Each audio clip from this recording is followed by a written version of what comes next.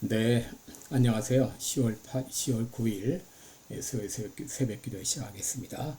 은혜로우신 우리 아버지 은총과 사랑을 감사합니다. 복된 새날을 허락해 주심을 감사합니다. 오늘도 하나님 앞에 영광 돌리는 귀한 하루가 되게 하여 주시고 가거나 오거나 하나님 지켜주실 것을 믿습니다. 세계 만방에서 복음을 전하고 있는 우리 모든 선교사님들 또 은혜의 장중에 붙잡아 주시옵소서.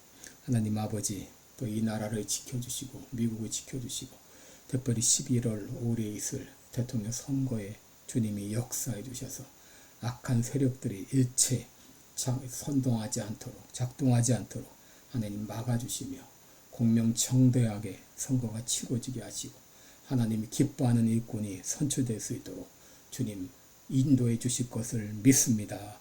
연약한 중에 있는 성도들 긍휼을 베풀어 주시고 주의 능력의 손으로 어루만져 주시사 깨끗이 나음을 얻게 하여 주옵소서. 오늘 한날도 주님 앞에 의탁하며 예수님의 이름으로 기도드리옵나이다. 아멘. 네, 찬송가 만세반석 열리니 내가 들어갑니다. 창의 허리 상하여 494장 부르겠습니다. 494장 만세반석 열리니 내가 들어갑니다.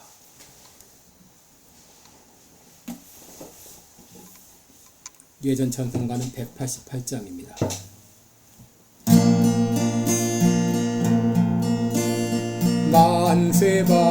만세반석 열리니 내가 들어갑니다. 창의 허리 상하여 물과 피를 흘린 것 내게 흉되어서 정결하게 하소서. 내가 공을 세우나 은혜 갚지 못하네. 쉼이 없지 힘쓰고 눈물 근심 많으나 구속 못할 죄인은 예수 홀로 속하네. 빈손 들고 앞에 가 십자가를 붙드네. 의가 없는 자라도 도와주신 바라고 생명샘에 나가니 나를 씻어주소서. 살아생전 숨쉬고 죽어 세상 떠나서 거룩하신 주 앞에 끝날 심판 당할 때 만세반석 열리니 내가 들어갑니다.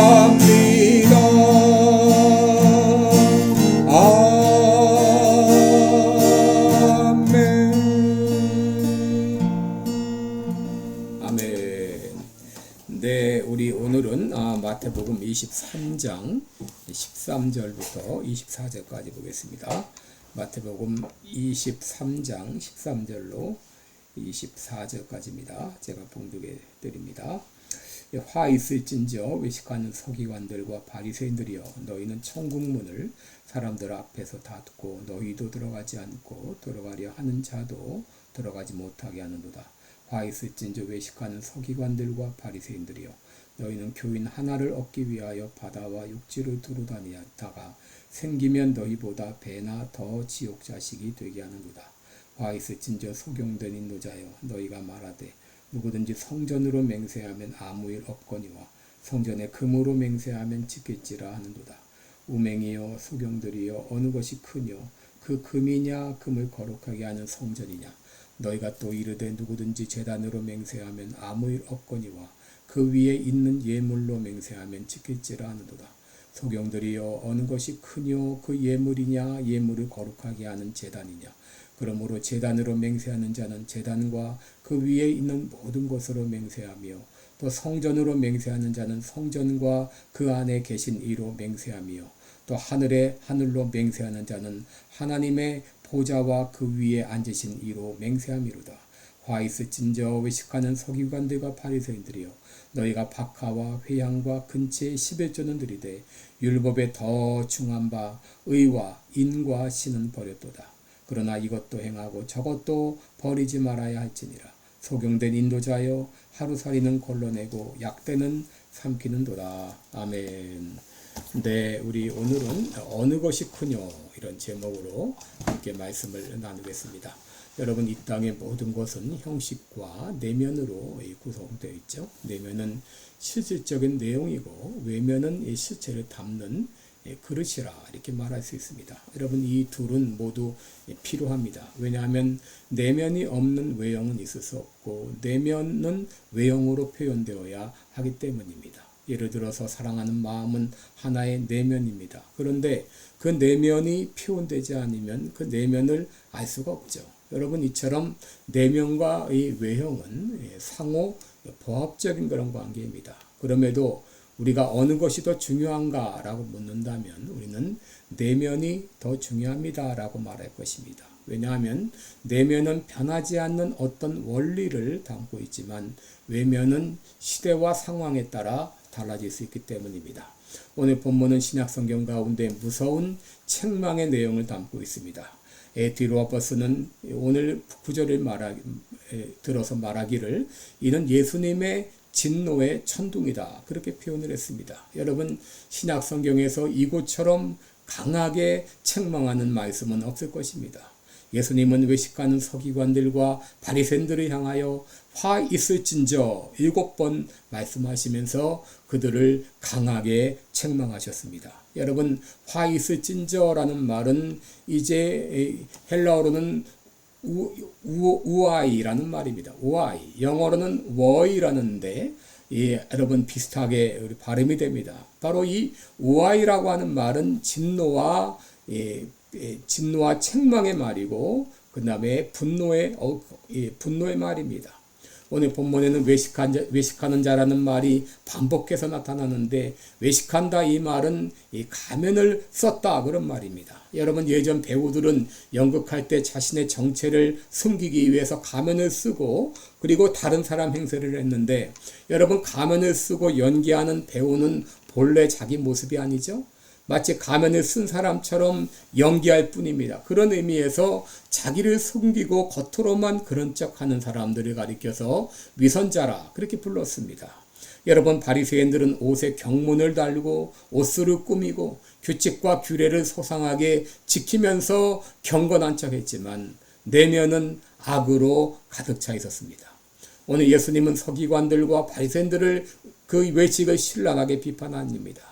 오늘 예수님께서 바리새인들을 책망하신 내용을 함께 생각하면서 은혜를 나누겠습니다. 첫째, 예수님은 그들의 무책임을 책망했습니다. 13절에 보시면 화 있을진저 외식하는 서기관들과 바리새인들이여 너희는 천국문을 사람들 앞에서 닫고 너희도 들어가지 않고 들어가려 하는 자들도 들어가지 못하게 한다라고 책망했습니다. 여러분, 여기 천국문을 닫는다 이 말이 무슨 말일까요? 여러분, 이 말은 그들이 예수님을 메시아로 인정하지 않았다는 그런 말이죠. 여러분, 그들은 성경을 연구했고 메시아를 대망했지만 정작 예수님이 오셨을 때 예수님을 메시아로 인정하지 않았을 뿐 아니라 다른 사람들이 예수님을 메시아로 믿는 것을 가로막았습니다. 마가복음 9장 33절에 예수님이 귀신을 쫓아내고 벙어리를 고치셨을 때 사람들은 이제까지 이런 일을 본 일이 없다라고 놀랬습니다. 그때 바리새인들이 뭐라고 말합니까? 귀신의 왕을 힘입어서 내어 쫓는다고 하면서 백성들을 오도했습니다.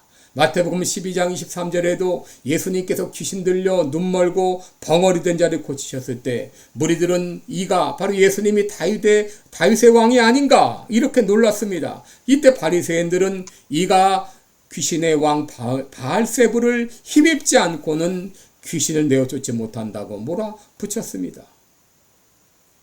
여러분, 바리새인들 서기관들은 예수님을 메시아로 인정하지 않았을 뿐 아니라 예수님을 믿으려고 하는 사람들을 가로막았던 것이죠. 여러분, 오늘 본문에서 천국 문을 닫는다, 이 말은 문을 굳게 닫는다는 말입니다. 너무 꽉 닫아서 열리지 못하게 한다는 말입니다. 문만 열려 있으면 그 문으로 들어가서 이제 길을 찾을 텐데 문을 꽉 닫아놔서 사람들이 그리로 들어가지 못하게 막았다고 하는 것이죠. 여러분, 우리는 본문에서 선생된 자들의 그 책임이 얼마나 큰가를 새삼 깨닫게 됩니다. 여러분, 흔히 알면 우리가 선생이라고 말하죠. 그러나 단지 알기만 하는 사람은 선생이 아닙니다. 아는 대로 행해야 진정한 선생이라고 말할 수 있죠. 여러분, 오늘날 나라와 또 교회의 위기가 어디서부터 비롯되었는가? 선생된 자들의 책임이 큽니다. 알기는 많이 알지만 아는 대로 행하지 않음으로 말미암아 자기도 천국에 들어가지 못하고 다른 사람도 들어가지 못하게 하는 사람들이 얼마나 많습니까? 여러분, 우리 그리스도인들은 진리를 아는 사람입니다. 그러면 진리대로 행해야 됩니다. 여러분, 바리새인과 서기관들은 많이 아는 사람들이었어요. 성경을 알고 성경을 공부하고 성경을 필사하고 메시아의 대망을 기다리는 사람들이었지만, 그러므로 예수님이 오셨을 때 그를 예수님을 진정 메시아로 맞아들여야 되지만 그들은 오히려 예수님을 거절했습니다. 그리고 더 나아가서 백성들을 잘못된 길로 오도했습니다. 그래서 예수님의 심한 책망을 받은 것이죠. 도대체 예수님은 그들의 잘못된 열심을 책망했습니다. 15절을 보시면 외식하는 서기관들과 바리새인들이여, 너희는 교인 하나를 얻기 위하여 바다와 육지를 돌아다니다가 생기면 너희보다 배나 더 지옥 자식이 되게 한다라고 말했습니다. 여러분, 당시 바리새인들은 교인 하나를 얻기 위해서 수단 방법을 가리지 않았습니다.